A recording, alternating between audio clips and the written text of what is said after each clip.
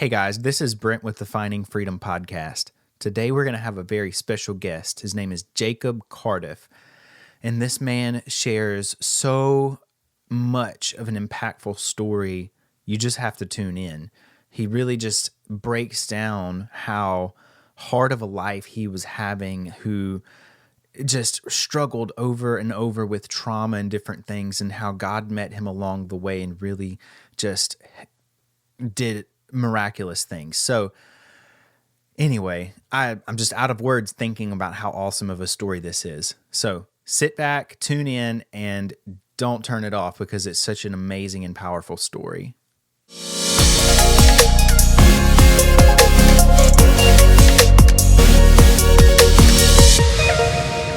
All right, man. Well, hey, it's glad to have you on the Finding Freedom podcast, man. I'm glad you could do it last minute. I had a cancellation, so I mean, made a post, and it was really cool that you could just hop on real quick before you go to work. Really appreciate it. Got it, no problem.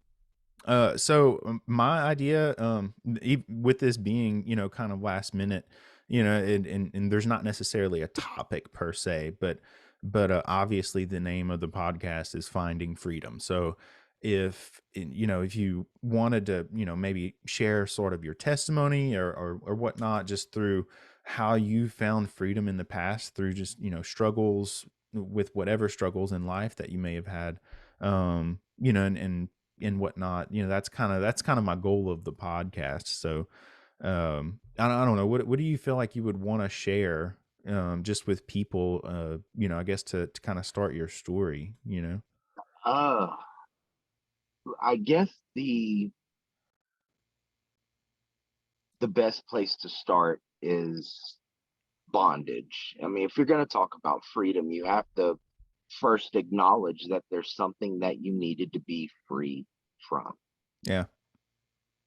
in my life. And I've always tried to talk from different perspectives when approaching this, but for the longest time, I lived in a pit of shame Hmm. over decisions, lifestyles, how I grew up. I didn't like telling people that I grew up poor, even. Right. Getting out in the world, I was, beat up in school. I was the geek, dude. I'm a nerd. I'm a science guy.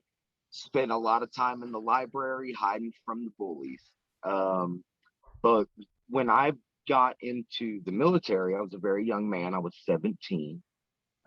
And I knew I needed to get out of this town. I was starting to hang around and started getting in trouble. Okay, Hmm. you are who you hang out with, Absolutely. and so I knew I wanted out. I didn't want to be here. Just everything was leading me away. So I joined in the military.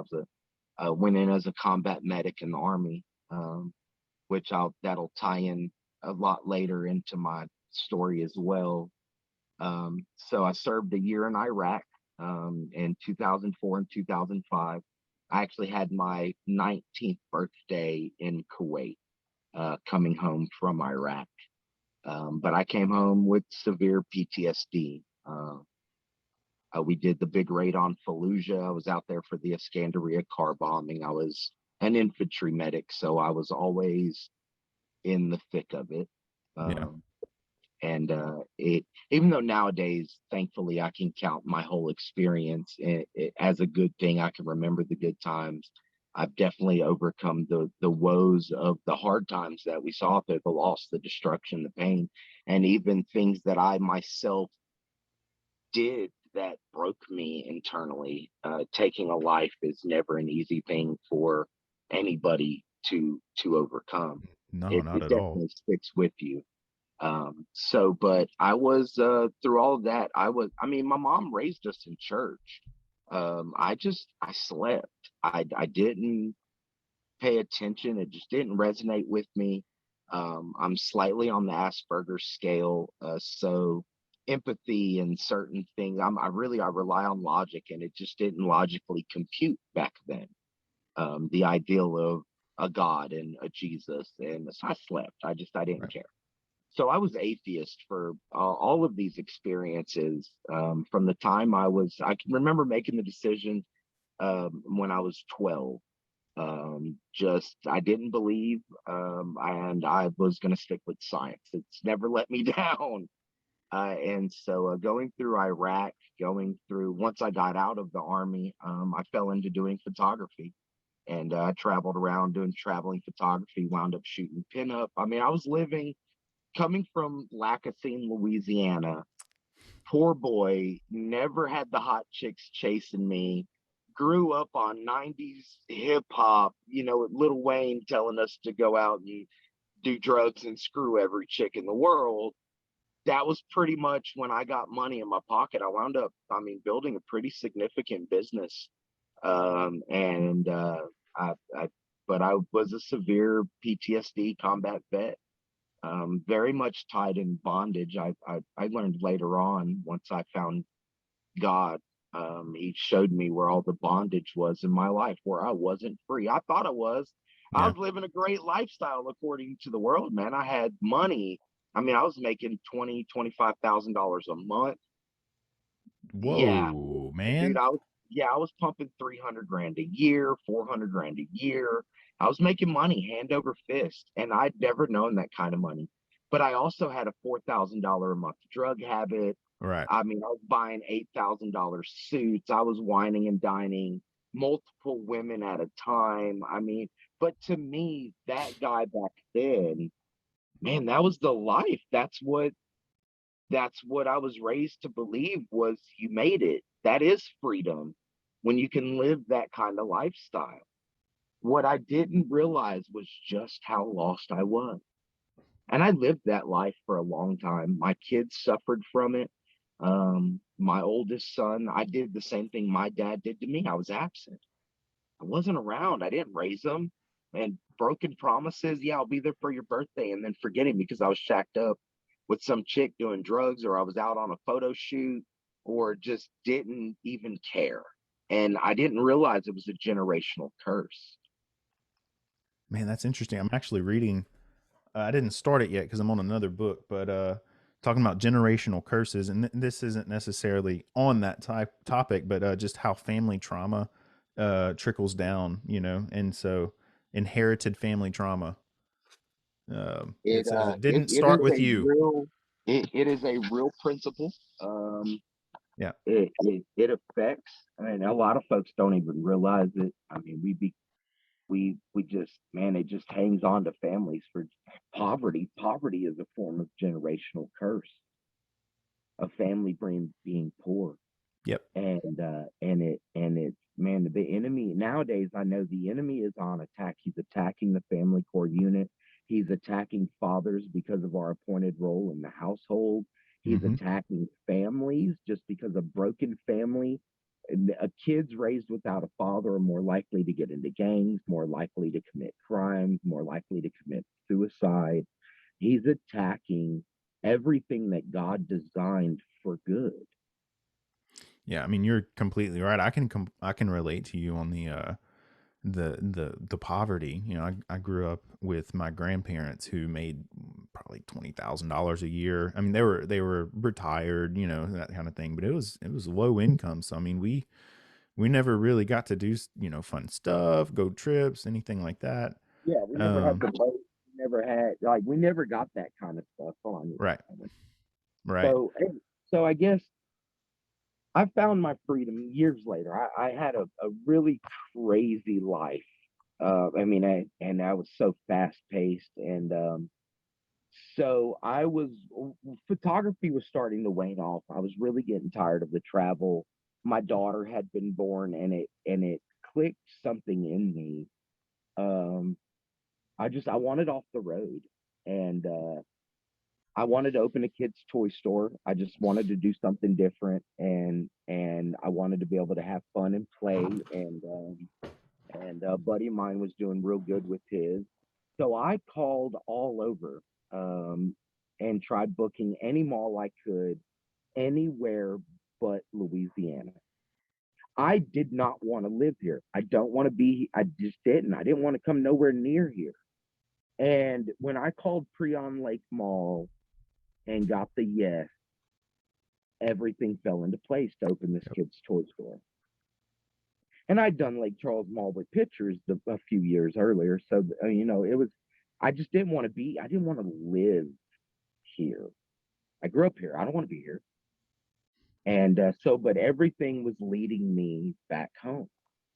And so I moved back to Lake Charles in 2014. I'd been on this incredible journey since '05. To me, I just money, wealth, to me, that was freedom. And moved back here, had a girlfriend. We moved back together, opened the kids' toy store in the mall. Well, a few months later, um, thought one of the hardest sections in my testimony because it's not something I readily like to admit. Yeah. Still working on that, being overcoming the shame portion of it. But a few months after opening, cops showed up at my toy store. Um, they were arresting me and taking me down. Well, not arresting me, but taking me down for a DNA test.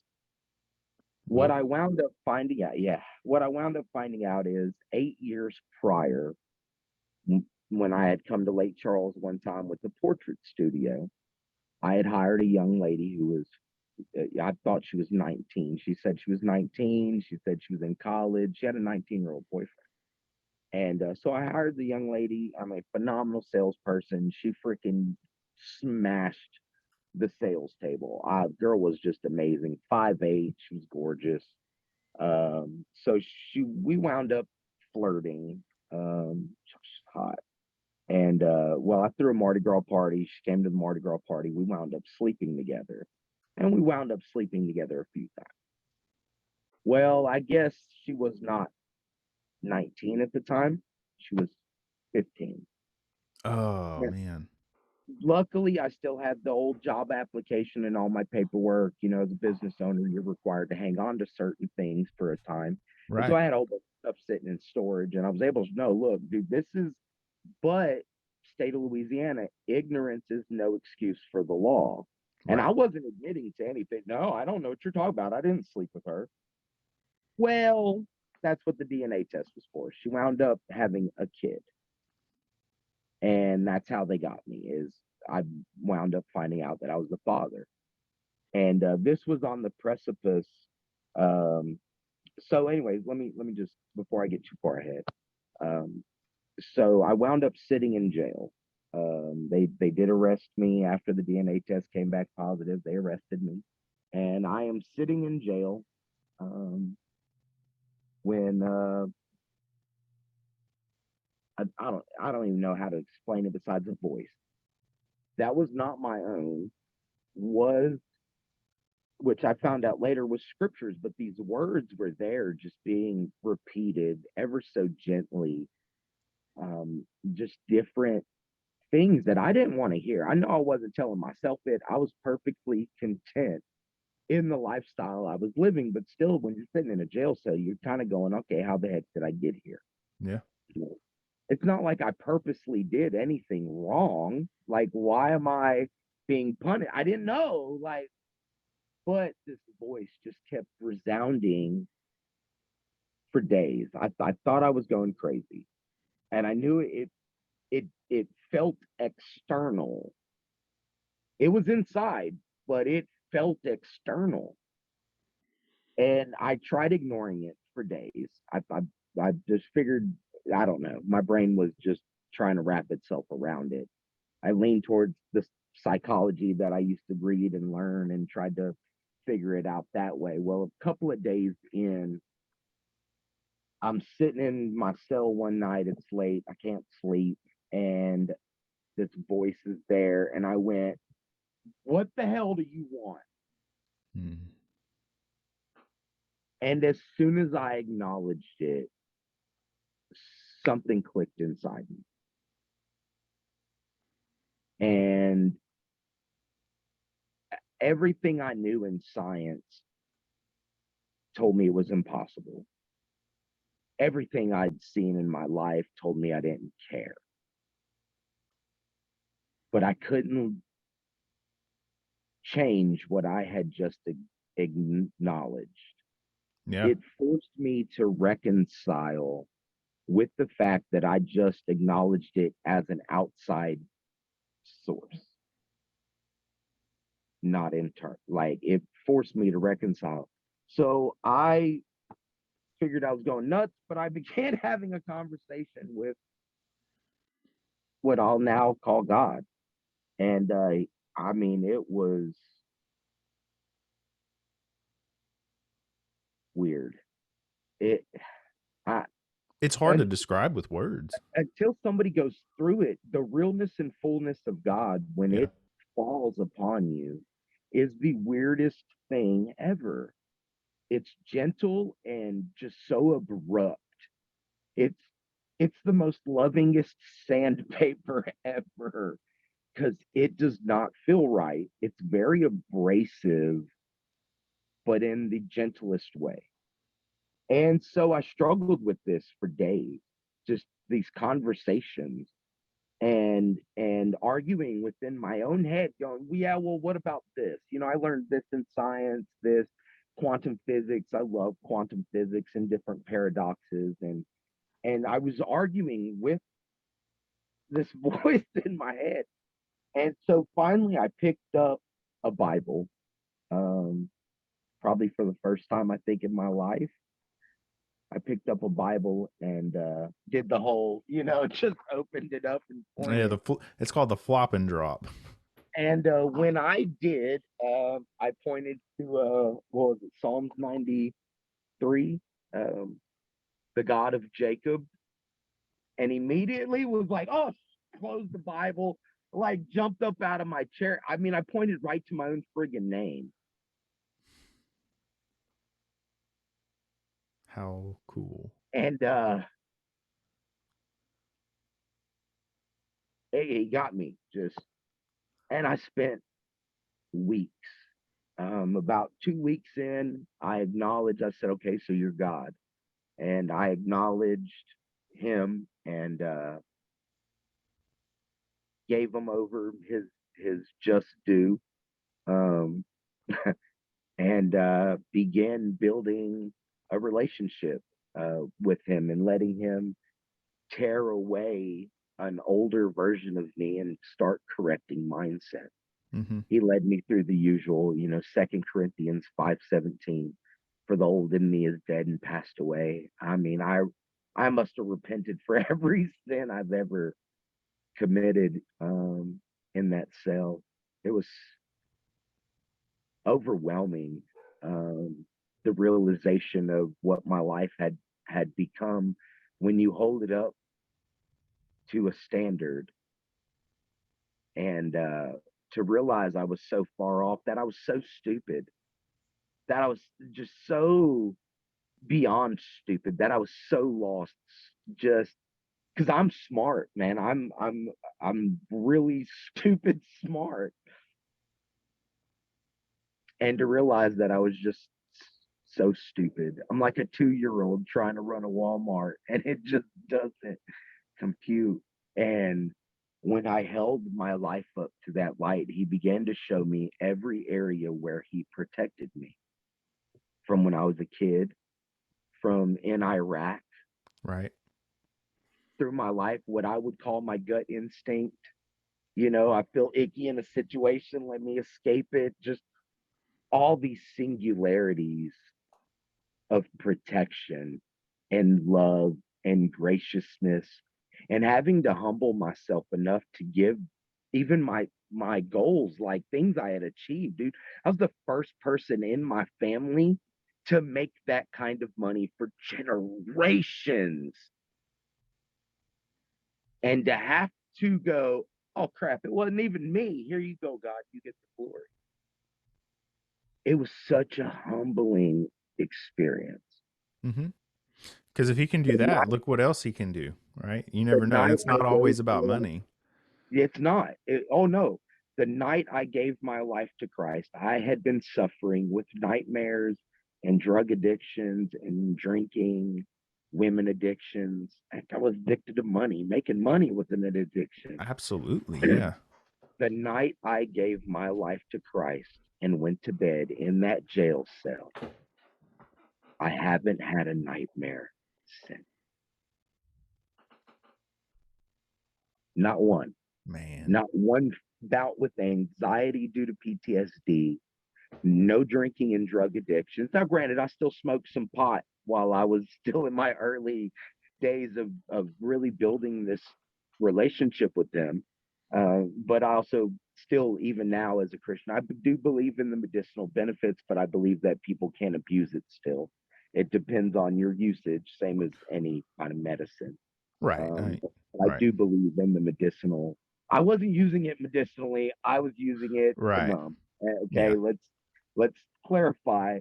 Yeah, I mean, Um, man, there's so many stories of people on medical marijuana that has just so much helped it them really it to cope. can, especially in seizure departments and a few Yes. other disorders. But what I said all that to say, since I gave my life to Christ, this is where we find the freedom now. I didn't even realize I was in bondage. People don't. You get so used to doing life and doing the same thing over and over again, and then it just becomes this mentality that you just accept the That struggle. you're trapped in. And Yeah. that's where generational curses play in too. Yes. If my parents couldn't do it, I can't do it. There are some that escape that mentality and they go out and they try. I didn't, it was an accident. I did not mean to get out of the army and go start a business and make 200, 300 grand a year. It was a friggin', well, okay, I don't even consider it an accident. I firmly believe that, yes, we have free will, but God already knows. It's planned. There cannot be a perfect plan without God already ordaining every singular second. He exists outside of time, matter, and space. He's seen every thought play out, every decision, every walk, every step, every hair lost. He's seen and planned around all of our stupidity with those that will heed his voice and listen and be where he needs them to be and do what he'll need them to do. Whether you're a believer or not, you walk his plan because he already Hmm. knows the decisions you're going to make. You still have free will to make whatever choice you want. He's just smarter than us and already knows what we're going to choose. Hmm. It reminds me of the prodigal son story. The Oh, yeah. focus is always on the sons, but really the focus needs to be on the dad. What did he do? He just, it didn't He already knew. matter. Yeah. He already knew you'll be gone. You're gonna be dumb, son. I love you, but you're stupid. You'll be back. Like you'll be back. Yeah. You will. You're gonna squander it. You will be back. Yep.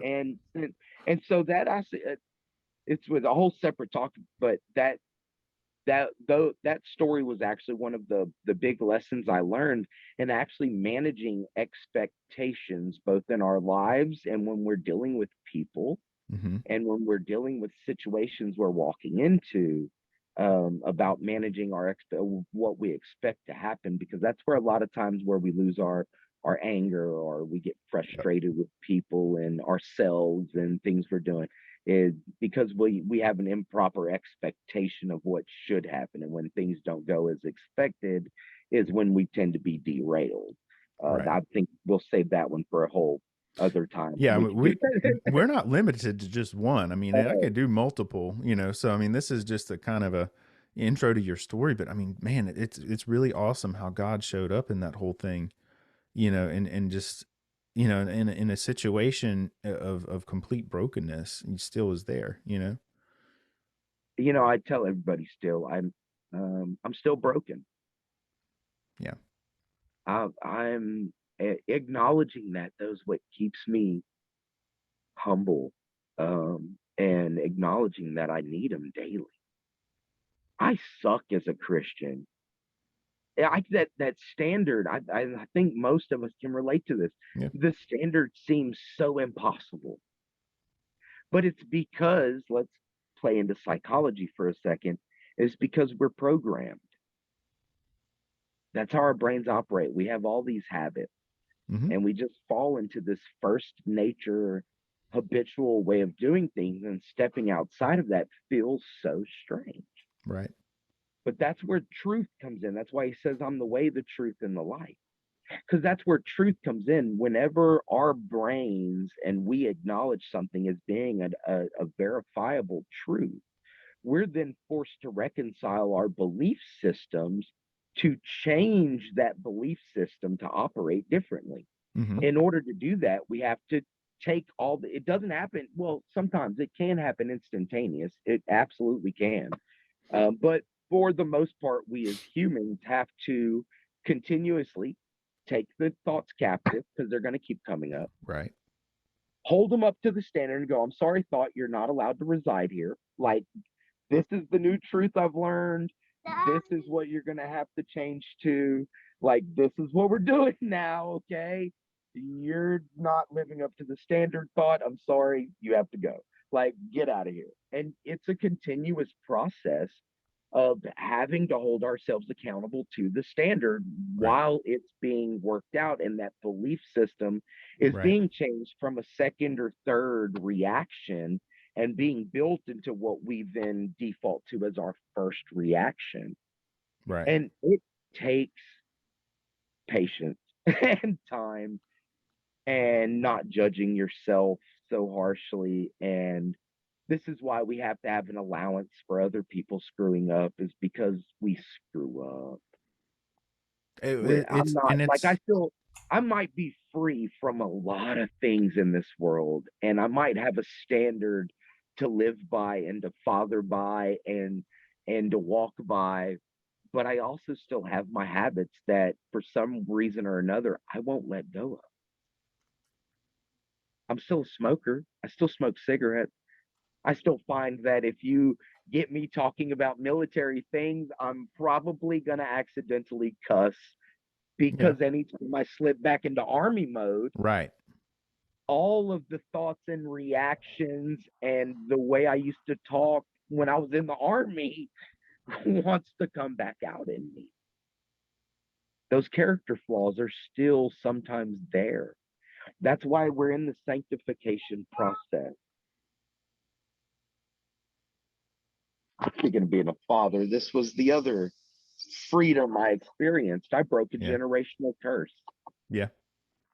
because I'm the dad with full custody, not the absent father anymore. Right. Can I open your window? Yes, but you have to sit and be good because we're actually recording. Do you want to tell Mr. Brent hi? So that's the other section of freedom in this story, is becoming a father. Um, for the first time, I'd fought for one of my kids. My oldest got the brunt of it. God taught me how to be a dad Man. because I didn't have an example. Exactly. No. God saved me from death more times than I can count. My ex-wife wound up on drugs, and I tried helping her out. I actually invited her. I always said I didn't believe in divorce because of what I know God says in the Bible. Mm-hmm. Okay. I don't believe in divorce, but me and my wife were going through it, and it was very rough. Um, we had met as sinners, and then I became a Christian, Mm-hmm. and we no longer saw eye to eye on anything. Changed. In 3 weeks, I came out a completely different person, and she tried. She did become a Christian for a while. Her dad's actually a reformed man himself. He's actually a music minister. So, I mean, she had been exposed to the church most of her life. I mean, her dad's a preacher, and but we were living as sinners. When I met her, she was a traveling stripper, and we used to, live that lifestyle.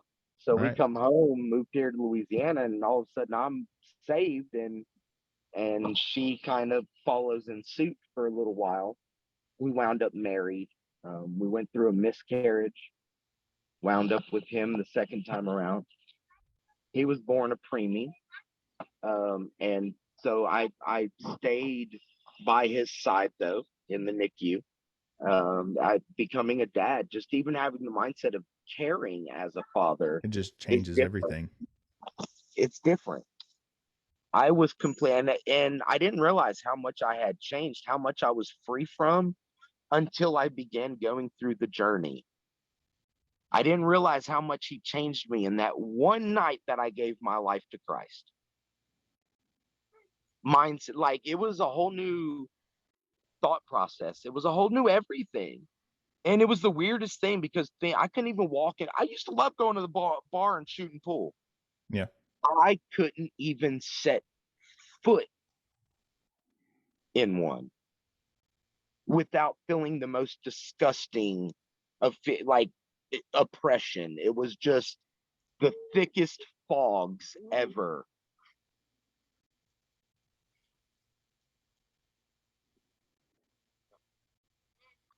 So it's just, Man, your story is really, I know that there's so many different layers to this too. This is just kind of oh, the dude, overview. years ago, she tried to kill me, ran me over with an SUV doing 40 miles an hour. Wow. We actually lost custody of him. They blamed me. It had to have been my fault because I'm the guy. So I had to abuse her or something. I had to have done something wrong. It wasn't as simple as she was just on drugs and tried to kill me. It wasn't as simple as that, even though I had all the messages that showed her and her boyfriend were trying to have me set up to be beaten up, all kinds of stuff. Man. So I mean, he wound up getting taken away, and I have fought for 2 years the systems trying to get him out of foster homes. They gave him back to her, and 5 months later, she was getting him taken away again, and I was once again back in the fight, trying to get him out of foster. So in January, God finally broke me down. He's always wanted me for ministry. I've always ran from it. Running from it causes more It problems does. than just giving in. And so in January, I hadn't even gotten him back yet, but in January, I I finally gave in and I wound up going and getting ordained. It was just my way of telling. He's always told me he picked a salesman and a soldier. Hmm. Like that's always been his thing Right. with Yeah. me is That's I an picked a interesting salesman combo. and a soldier. Like I need a talker and a fighter. He knows how I Yeah. am. Once I learn something, I can't shut up about it. So I'm all like, if somebody brings up Jesus, baby, we's having a conversation. And we're going scientific, geology, psychology. Yeah. I'm actually in school, in classes to be an apologist. I want to be in apologetics. Is where my ministry really lies. Counseling PTSD vets, talking with fathers, Mhm. because I think that role is lost on people. They don't understand that there's a list of what you have to do to be a dad. Yeah. And I mean, I see that a lot. I mean, just in general is, I mean, there's a lot of guys who haven't necessarily stepped up to the plate to take what it take to do what it takes to be a father, you know, versus just a dad. yeah, yeah, I didn't know there's a list. Everybody always says there's no book on parenting. There's no manual that comes with being a parent, and that's a lie. There actually is. There is such a manual that gives you everything you need to be the best parent you can be to your Yeah. kids. It's called the Bible. God set the example of the ultimate fatherly act. He came down as Jesus, manifest in flesh, and showed us by his own very actions how to do everything. He came down, he walked the walk, he talked the talk. That's how us children learn. That's how any child learns, is by mimicking the actions of their parents. Hmm. He came down and showed us and gave us what to mimic. That's what he did. That's Jesus in every aspect. Yes, son. Yes, son, you sure can. I know you like your gum. Well, man, I know you gotta wrap up soon. I've enjoyed I'm having this conversation today. This was cool, and we can do it again in the future and with a little bit more of a specific topic. I know today was kind of just an overview. I didn't know anything in your story, uh, but just knowing I that, like, it was so cool. Go ahead. I'm I sorry. just began being able to even talk about it, and it started. Yeah. He was still he that back in the system. We were fighting so hard to get him back, And they were having I've been reaching out senators, legislatures. I've been reached out to the mayor's office for anybody that could help me fight this fight, because it was wrong what he was going through, what I was being put through, how we were being labeled. The whole thing was just an atrocious miscarriage of justice, and I was not going to stand for it. And so the first time I ever told my story in public, God had me standing at the mayoral debate when they were doing the little mayoral debate just Yeah. there a few months ago at that church over on Highway 14. And it was the first time I had ever spoke openly or given an inkling of my testimony as to what him and I were going through. Man. Was at that mayoral debate, live streamed all over Facebook. And it was only possible because God has brought me so far. And we'll keep bringing you Oh, there's still further. so much more. I still Yeah. run. Like I've told him I'm in, but even still, it's man, ministry is tough on a man's heart Hmm. because I love ministering to people, but it really irks me. I just lost a really good friend I grew up with, Clay Russo. We lost him to cancer, and I have ministered to him for 7 years. Debated him. He's stout atheist. Debated him and debated him. And every time I learned a new piece of information in science or theology or whatever it may be, at all turns, I would try to share with Clay. And in the end, one of the guys posted, a guy he was really, really close to said, well, towards the end there, he did, have, an inkling that there was some sort of higher power. And I'm like, okay, yay, that's good. I didn't want to post on the Facebook post that just because you acknowledge that there is a higher power does not mean you are saved. I mean, which is, yeah. I'm sorry, but Jesus has to come with that. And I didn't want to say that on the post. I did not want to type that out.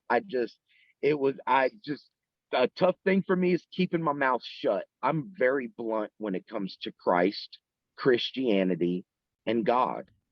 Super blunt. Like it, don't like it, take it, don't take it. I believe if anybody's in search of truth, the only place they end up, if you want real truth, you will at every point wind up at the feet of Jesus. If you seek truth, like a real understanding, you'll wind up at the feet of Jesus every single time. But to acknowledge that there's a higher power without acknowledging that Jesus came to save you gets you nowhere in his book. I'm sorry. And I didn't post that, Yeah. okay, yay, thanks for, I told thanks for letting me know, at least he was somewhere. My hope is that as he laid in bed at night, God talked to him the Right. same way he talked to me sitting in that jail cell. Okay. And that he came to an understanding that Christ was the key to that relationship. And that's what really irks me in ministry, is that knowing, because it's in the Bible, that not everybody will come to understand it or believe it or be saved by it, and that even one should be lost because of it. I Right. always revert back. I'm really hard on myself. I always revert. Maybe I didn't do my job good enough. Maybe I don't know enough. God, did I even do it right? Like, did I sow the seeds right, or did I kind of toss it in the rocks? Like what else could I have done? It comes back to that, and God's always got to come back and deal with me on that. One of my generation, I'm Jewish, so one of our generational curses for the whole bloodline is shame and complaining. Like, that's pretty much, if you're a Jew, you're guaranteed to be overrun by shame and guilt. That's why Jews are known for their guilt trips and complaining. That's pretty much our go-tos as Jewish people. Like, that's one of our generational curses on the bloodline. And it's just inevitable that God's always God, but it humbles me every time because I Yeah. never want to get to a point where I'm the old me, where I'm real cocky or I think I know too much, or I wanted to be free from a lot of the old personalities that was there. Right. And so I'd rather be semi-quiet and know that I have the ability to hold my tongue sometimes. Because the old me wouldn't have like said, like I'd have just been like, dog, in real honesty, no. And the ability to hold my tongue is another thing I've become free from, knowing when to shut up. It's God. God is an essential component in any man's lifestyle. It gives us a standard, it gives us a moral compass, it gives us something to hold ourselves accountable to. Because as men, we're supposed to be held accountable. Like it's supposed to be that me and you, we're buddies. Like we're supposed to call each other on our BS, Yeah. dude. Like Yeah. it's supposed to be that way. Right. But I mean, and then but then you come back to the. I mean, it's always a struggle and learning experience sometimes too. Sometimes we don't get it right, and sometimes we just have to learn also, and then just continue to seek God through all of the stuff that you're going through. It's always going to be a learning process. So don't get discouraged and quit. It's to learn from it, give it to Him, focus, and just really walk in that repentance. And I compare it to this. If we never had a bad day on this earth, do you realize how ungrateful we would be? Oh yeah, absolutely. It's my Absolutely. struggles in understanding the infinite of God with my finite brain, the struggles in my relationship. I didn't have a father. Building a father son relationship is kind of difficult for me, and I struggle with it relentlessly. But being able to talk about my struggles and know that that pride portion is gone. I used to wear so many masks, knowing that I'm free from those masks Yeah, is a huge thing. that is That I huge. can talk about my failures and where I suck at being a Christian, knowing that I'm not perfect. That's why I need them. I call it trench warfare. That's where Yeah, God has me, because I'm still living certain portions of a lifestyle that I'm still working on. right. Because I'll be around those sinners.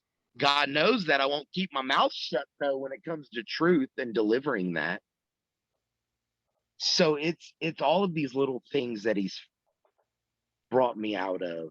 Just man, it's incredible. I could probably write 10 books on what he's brought me through Well, easily. and it's always about sharing your story, just and when you share your story, sometimes it's a little bit, then a little bit, then a little bit more, then a little bit more, and it gets bigger. And I mean, God meets you through all of that stuff, and so also you have consequences for everything that you've gone through as well, I'm not meaning like necessarily. I mean, yeah, there's been some negative consequences for There, sure, there, but I mean, there. just like that you I mean, it's just all about the process. It's about the journey, and you just walking in that repentance and reform along the way. That's part of your story.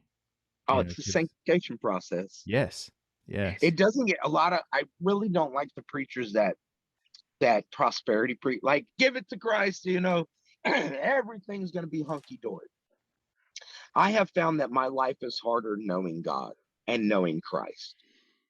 well, My right. I life mean, has gotten harder, it's never promised anywhere in the Bible it's but gonna be easier. easy, right? It's It's not. gotten harder, but way more fun.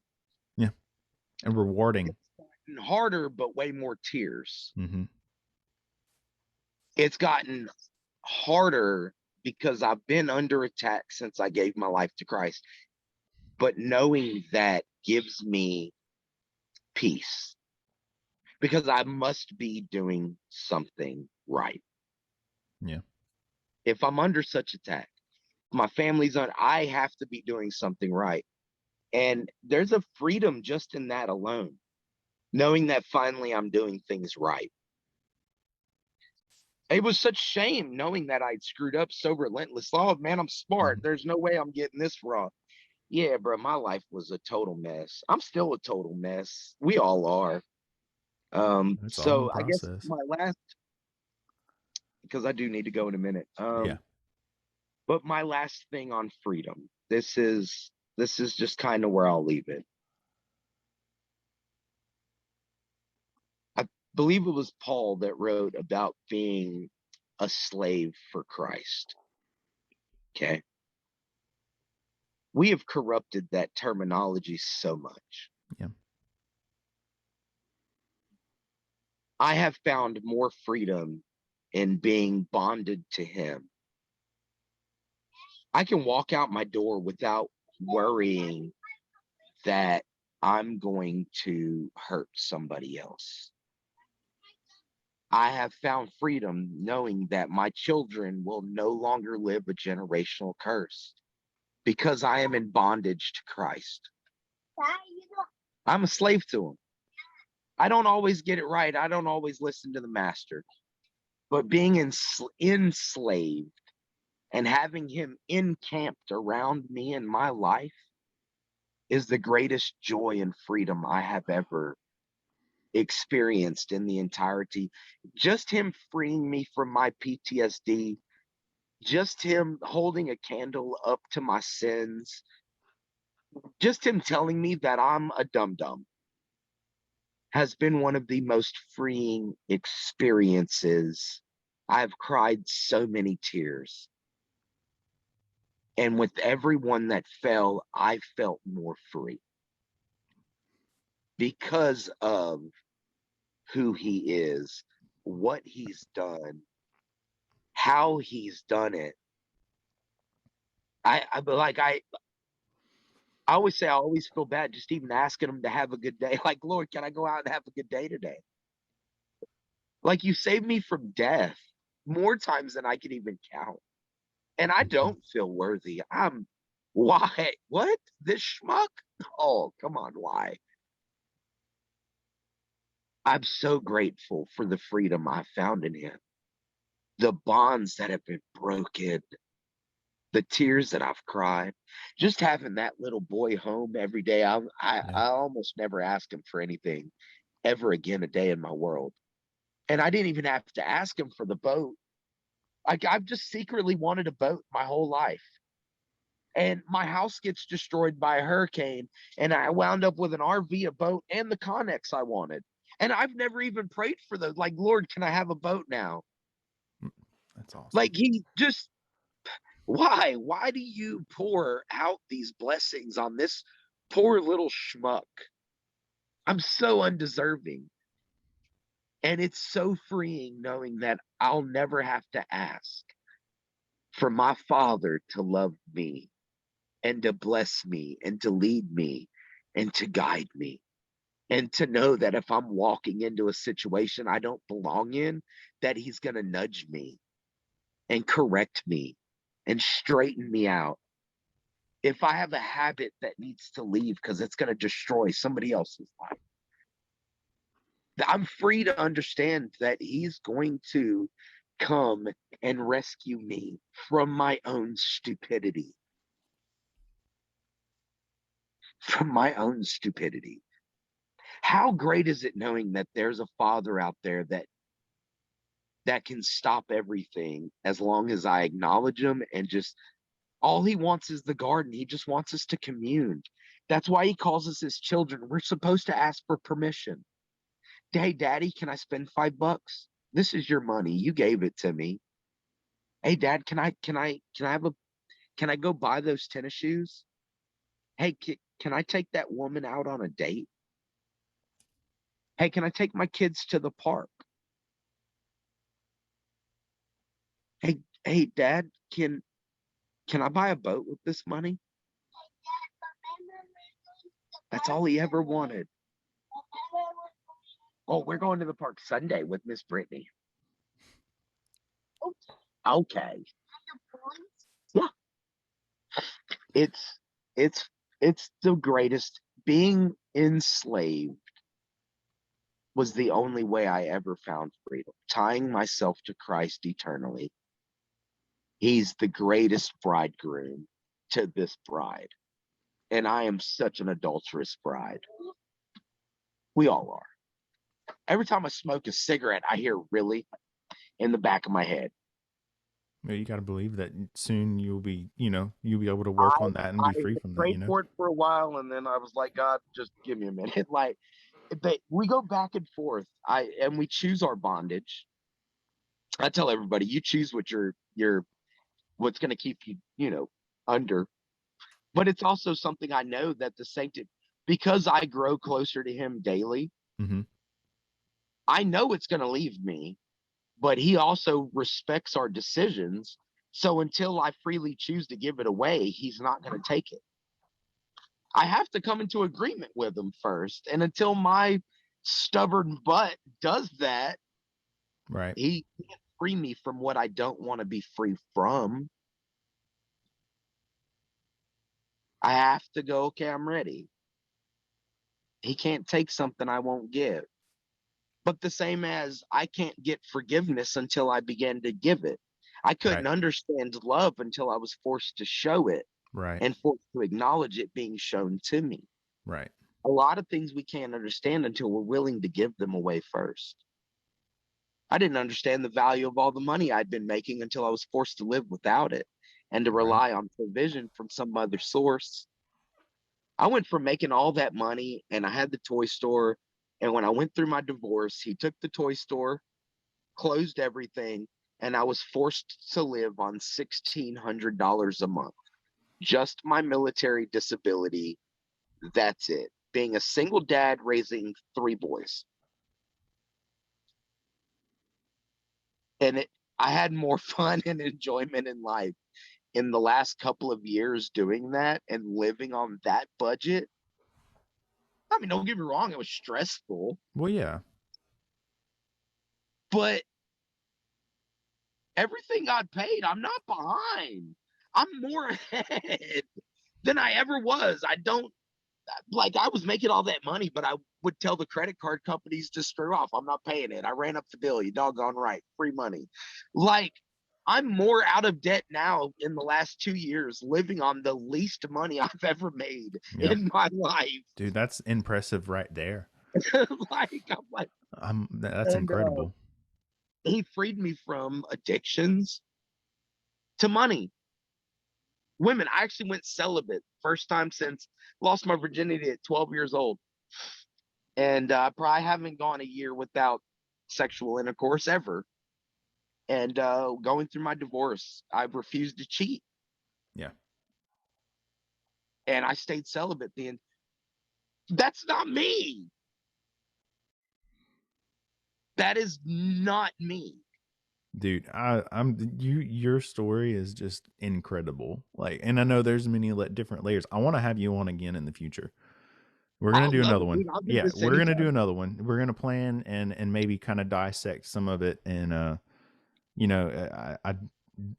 dude, I'm so thankful that this worked out today to where we could do it. So I know and you have some other things to do, and we're Yeah, so dude, I would sit here. I swear, I'd sit here all day I talking know, I about know. this. But I do. I have appointments today at my studio. My first one's going to show up about 12:30. So, and I still got to drop a little one off at a Yeah, babysitter. no, So, you gotta get, unfortunately, man. I do actually because otherwise, like I said, he picked a soldier and a salesman. I can't Yeah, shut up. I'll fight for him always. yep, This is one of my passions is clarifying yeah, people's understanding of the grandeur of God. yeah. Well, I'm And I glad to love be able to talking have about you it. on here to Anytime, share dude. your stuff. I'll be back on anytime. We could do this again this evening. Like I'm down. I get off at 6. Let's see what happens. Anytime you want to do this, Okay. I would like to do one with you. Actually, and I don't want to plug my own stuff, but I'm going to do a shameless plug. I'm in the process of writing a book Oh, called A cool. Father's Heart. It's Okay. fathering God's way and what I've learned about how he fathers us and what our standard of fathering is. Yeah. And I would love to have Just a huge discussion okay. about God's fatherly heart and what that means to you as both a Christian, a And father, and a son. yep. So anytime, just these are a Awesome. myriad. I'm down, dude. What you pick a topic? Me, science. You want to go science? We could talk about quantum physics. Go look up a thing. Go look up a thing called quantum fluctuations. Oh my God, insane. Apologetics. I love just discussing geology. I've got my own interpretation of like Pangea and what happened and why our dates are all off scientifically, why carbon 14 dating was proved inaccurate. So, carbon 14 dating is only accurate up to 10,000 years. Hmm. I didn't know that. No, I mean, I knew I didn't. I'm. I don't know much about the science part of it. That's not my Oh, thing. dude, I was big into logic and fact. As much as I believe blind faith, um, I love having facts I wanted to build a firm foundation to stand on. I didn't want to be a double-minded man, and there were a lot of scientific principles I had learned.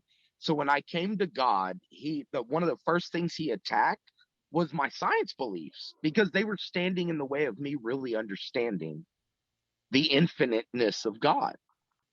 And so science, I mean, I wanted a very firm foundation. I didn't want anybody to question me and me not have an answer Hmm. as to why I believe, besides, oh, the voice in my head told me that he was Right. real. Yeah. Like, it was just, and I love science. I wanted to know how it all ties in. If you're the grand creator, I want to understand how you built this. Right. I want to know why you designed me the way I am. And so I really fell in love with the science portion, and in doing so and studying things and comparing it to what I had learned, like the Mesopotamic story of Gilgamesh. For a long time as an atheist, I would use that to destroy people's faith. Like, Hmm. yeah, there was Noah, but years before they had Gilgamesh. It's the same exact story, just a different name through the Mesopotamic tablets that they found. So all of these things I went in search of truth. I just want to know the truth. Was it that I learned? Was it the Bible? What is the friggin' truth? Right. And every time it has led me to the feet of Jesus with really clarifying answers. That's why I love when people just go in search of the truth. You will wind up at the feet of Jesus every time. Like you will. You'll wind up there every time. He has proved it time and time again. Go search out the truth, do some research. I swear you will wind up at the feet of Jesus every time, hands down. Hey guys, thanks for listening to or watching the Finding Freedom podcast. Remember, don't forget to hit that subscribe button if you're listening or watching on YouTube or wherever you're getting your podcasts. I look forward to doing more of these, and you don't want to miss out on what's coming up. So, see you on the next one.